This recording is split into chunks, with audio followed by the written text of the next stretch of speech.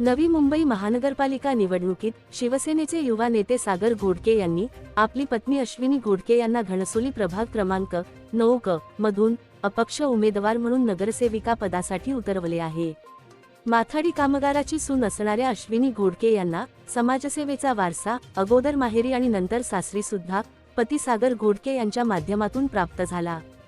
घणसोली विभागात पोफावलेला परिवारवाद, घराणेशाही तसेच शासकीय स्तरावर होणाऱ्या भ्रष्टाचार आणि अवैध धंद्यांना आळा घालण्याचा उमेदवार अश्विनी घोडके यांचा मानस आहे। महिलांचे सक्षमीकरण, तरुणांना रोजगार, व्यसनमुक्ती व सर्वसामान्यांच्या हक्कांसाठी सतत झुंजणारा आवाज बनण्याचे अश्विनी घोडके यांचे उद्दिष्ट आहे।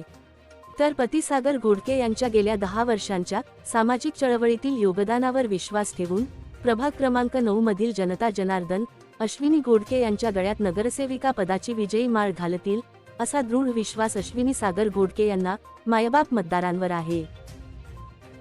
व्हिडिओ जर्नलिस्ट अथर्व सोबत सुदीप गोलप यांचा रिपोर्ट, पालिका प्रशासन, नवी मुंबई।